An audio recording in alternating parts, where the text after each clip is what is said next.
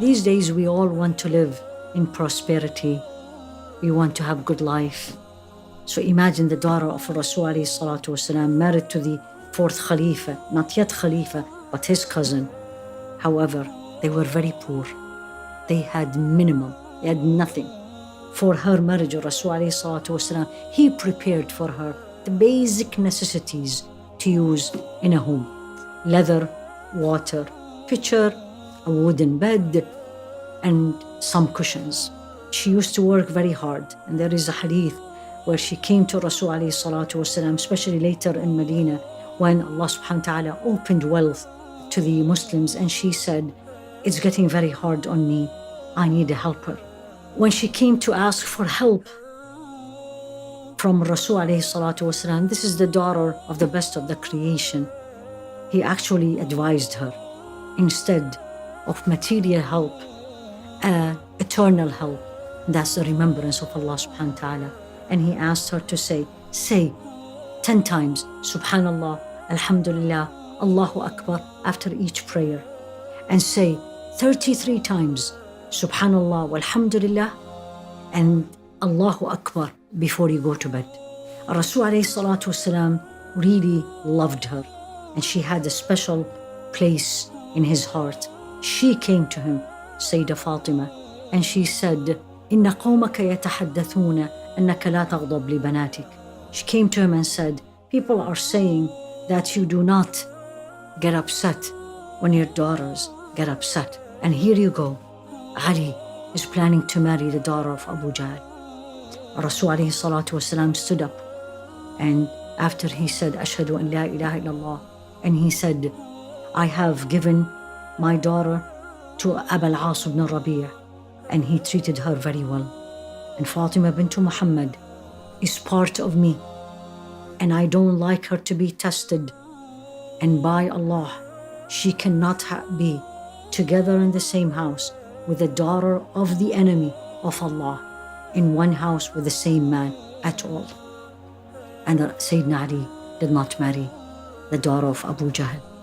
And in fact, Sayyidina Ali did not marry as long as he was married to Sayyidah Fatima.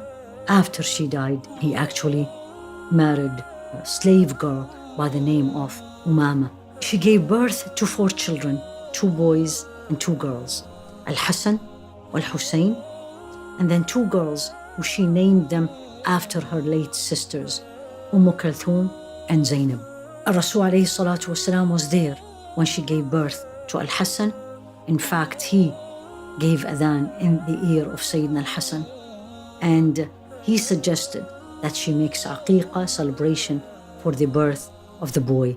There is a narration that states the status of Sayyidah Fatima. This was actually hadith that Rasul alayhi salatu wasalam said, an angel came to me today.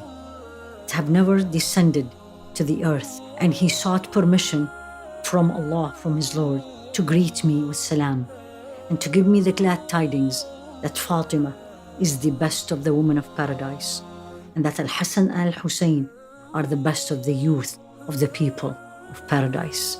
Some of the memorable moments of her life is actually the time of the death of Rasul alayhi salatu wasalam. She was the only daughter who survived him. His 3 daughters passed away before him, alayhi salatu wasalam. So she entered and he was dying. You can imagine the moment and the feeling. She came close to him, just crying. And then he whispered something in her ear, and she started crying even more. And then he whispered something else in her ears, and she starts smiling. And no one knows at that moment what did he say, alayhi salatu wasalam. When he passed away and they took him, the companions, and buried him, alayhi salatu wasalam, they came back to his house. She was there. She looked at them and says, طابت لكم أنفسكم أن تحثوا التراب على رسول الله.